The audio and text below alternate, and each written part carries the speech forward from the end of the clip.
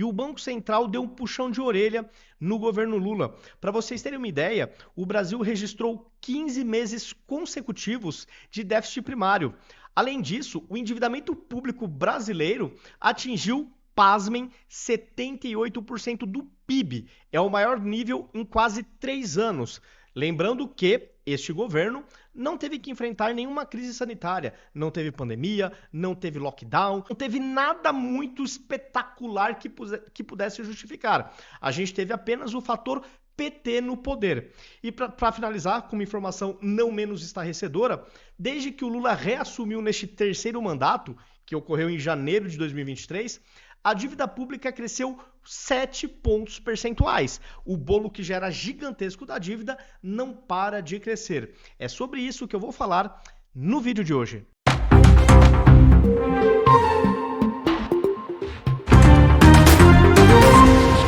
E eu quero começar repercutindo esta matéria aqui da Gazeta do Povo e, na sequência, eu vou trazer algumas outras manchetes para mostrar para vocês se a gente tem alguma esperança de esperar um bom senso do governo. Eu vou trazer aqui alguns cortes de gastos absurdos que o PT fez que poderia muito bem ser evitados ou, pelo menos, não chegar neste volume gigantesco. Além também de questões de reajustes para funcionários públicos. E eu vou comparar com o reajuste que eles estão propondo para o salário mínimo de 2025, tá? Então, esse vai ser a sequência, o racional deste vídeo.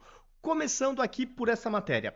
BC dá puxão de orelha no governo Lula e cobra compromisso com ajuste fiscal. Vamos pegar aqui o começo da matéria.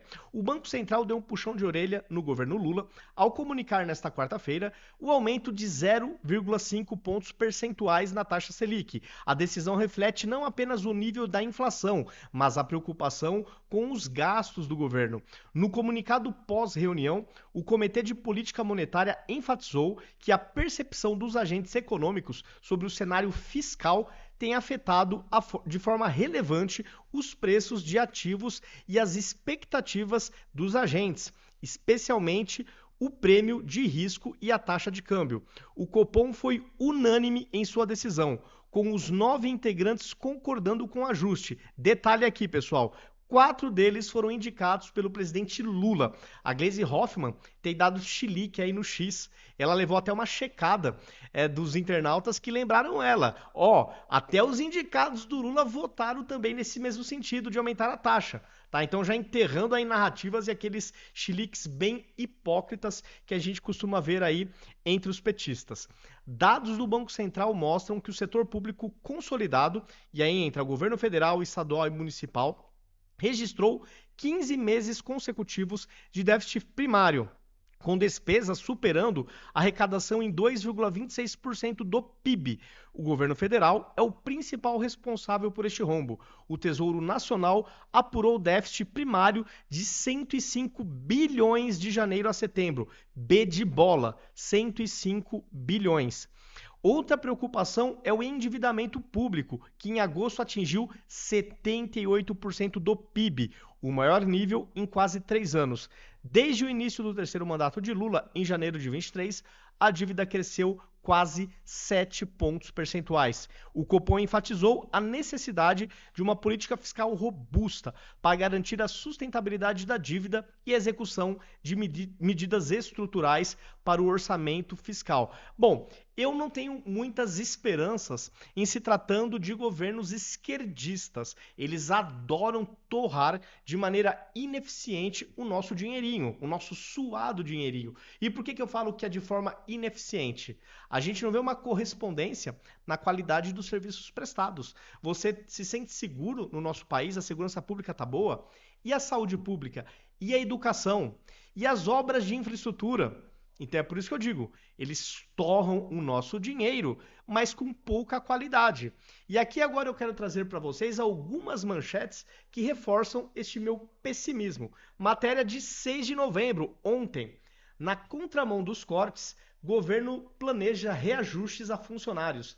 Aumento proposto para cargos em comissão e funções de confiança varia de 9% a 30%. Proposta está na Casa Civil. E aqui eu trago uma outra matéria do site do PT, que fala o seguinte, deixa eu aumentar aqui o zoom. Governo Lula prevê salário mínimo de R$ 1.509. Aumento real de 6,8% está previsto no projeto de lei orçamentária anual de 2025 enviado ao Congresso. Então, para o povo, aumento de 6,8%. Para os funcionários, para os cargos de comissão e funções de confiança, variando de 9 até 30% de reajuste. Estranho, né? O povo sempre acaba se ferrando e pagando a conta, porque ele acaba não sendo o ofensor maior em termos percentuais. Outra manchete aqui. Lula não anuncia corte de gastos. A Fazenda avisa que haverá mais reuniões. É difícil, né, você tentar convencer um esquerdista que adora, que acredita que o Estado tem que ser gigantesco. É difícil você convencer que ele tem que cortar da carne. Então, só por essa reportagem, você já vê a dificuldade, o desafio interno do próprio governo para chegar nesse corte eficaz de gastos, que eu duvido que vai acontecer, pelo menos não como o mercado espera.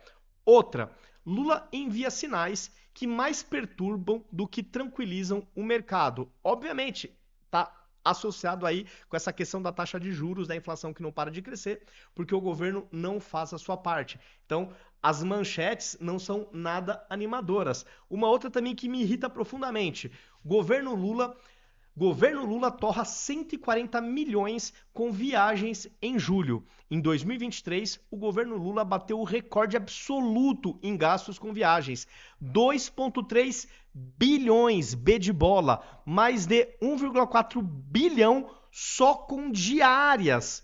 Quer dizer, um país que está tendo que cortar gastos urgentemente, será que o Lula não poderia ter economizado um pouquinho mais? 1,4 bilhão foi só com diárias. A impressão que eu fico é que o Lula não faz o menor esforço para economizar. A impressão que eu tenho é essa. Então, pessoal, o fato é o seguinte, o BC não consegue baixar a taxa de juros, o governo não cria as condições e quando você vai no Google e coloca lá governo Lula, gastos, despesas, vem manchetes como estas, notícias desse nível, desse tipo. Tem como dar certo um país onde o governo espanca as contas públicas? Tem como dar certo? A gente, enquanto nação, merece prosperar economicamente? Eu acho que não. Enquanto o Lula não tiver um choque de realidade e aceitar que os fatos estão aí e não apenas o desejo e as crenças dele, que infelizmente são equivocadas, enquanto não cair essa ficha do Lula e do seu entorno, a gente está lascado. Essa taxa Selic não vai parar de subir. Eu tô pessimista quanto a isso, não sei vocês, deixem aí nos comentários. Pessoal, é isto. Esses foram os assuntos do vídeo de hoje. Se vocês gostaram, já deixem aquele like para aumentar a relevância do meu conteúdo, para que os algoritmos entreguem para cada vez mais pessoas. Se vocês também gostaram, compartilhem nas suas redes sociais, nos seus grupos de WhatsApp, para a gente também sair da bolha. Os convido a me seguirem em todas as plataformas, em todas as redes sociais. Em todas eu estou como Vinícius CFP82. Aqui em cima, em vermelhinho, está o meu username. Então deixo aí o convite para vocês. Até o próximo vídeo.